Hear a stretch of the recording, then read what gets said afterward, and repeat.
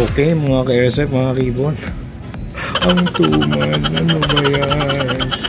As of 11:40, ang speed ng ibon ngayon nasa 1,010 na lang ang speed niya, no? So, sa ngayon wala pa tayong ibon, pero dapat positive tayo na may darating tayo. Grabe, wala pa. Medyo mainit pero maganda naman ang panahon. Abang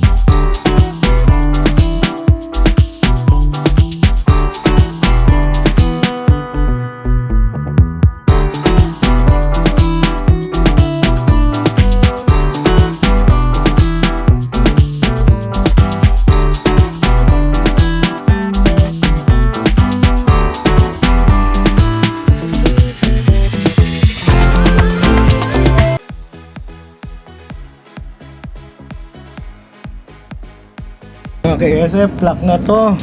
Tatlong young bird. Waiting lang tayo sa iba. Ayos. Halos sabay-sabay ito nagdumating. Ito yung una kong na-clock. Second, third. Alright. Again, double check natin ibang clocking natin mga ka-SF. Upon checking, tama naman, no? So, para mas sigurado kasi mahirap ma-invalid tayo. Okay, so tatlong young bird mga ka-SF. Waiting lang tayo sa iba. Okay mga ka-SF, mga kaibon, nakakatuwa. Ang parating natin, tatlong young bird. Dalawang superset, yung bali tatlong superset, yung isa naka Mach R2. Grabe, yung tinalo ng ibon natin, 133 kilometers. Isipin nyo ba? Yun, napakalakas, no? Grabe, mga ka-SF, mga ka-SF. Sana magtuloy-tuloy lang, no? So far, ang speed nila nasa 900 pa. So maganda pa speed nila. Di bali nang hindi tayo matulin, basta importante yung ang lipad nila, lipad pogi, tsaka lipad maganda. Okay na yan. Di bali ng talina na yung mga lap champion, top 10. Okay, importante yung ibon natin hindi na burn out, no? Yung talagang gigil na gigil lumipad. Kailangan lang natin mag-clock na mag-clock hanggang sa yung mga gada load. Clock lang sila ng clock, continuous clocking lang. Yun ang importante. Okay, so paano mga ka-SF, mamaya na lang ulit. Grabe, nakaka-excite. Nakakatuwa kasi kahit na malat tayo, kukuha pa natin mag-vlog, no? So paano mga ka-SF, mamaya na lang ulit. Okay, bye-bye. Okay mga ka-SF, mga ibon. So habang naghihintay tayo ng ibon, konting pakwela lang, no? Sasayaw tayo ng ting-ting.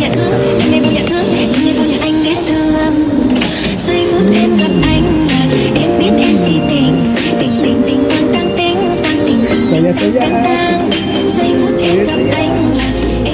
Okay mga ka-SF, mga ibon, as of 1:30 ang mali 1:30, so another 14 minutes cut off na tayo mga ka-SF, mga ibon.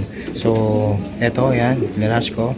So yan ang cut off time natin as of 1:44. So yan yung 404 minutes ang flying time. So 404 minutes, yan na 700 ang speed natin. Okay, So paano mga ka-SF? Update na lang ako ulit sa susunod natin next lap. And kung ano yung mga napapauwi natin, yun lang, concentrate tayo doon. Di bali na yung may mga cut-off, tignan natin kung ilo-load pa natin sila sa susunod na lap. Depende sa kondisyon ng iwan, okay? So paano mga ka-SF? Thank you ulit sa pagsubaybay. Silip tayo kung dumating ibon natin. Ayun, dumating yung isa natin. May tali ang paa, may tansi, mukhang nahuli to sa ano. Ayan oh, napaglaruan na to oh. Nawala na yung sticker. Buti na lang nakaalpas. Hayop na mong lalambat yan. Dinali tong ibon natin, buti na lang nakawala.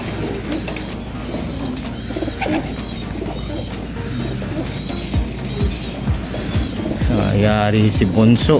O ayan mga ka-SF, mukhang nakaalpas tong ibon natin. Nakuli to kahapon, nakaalpas lang. Buti lang nakabalik. Ayan o.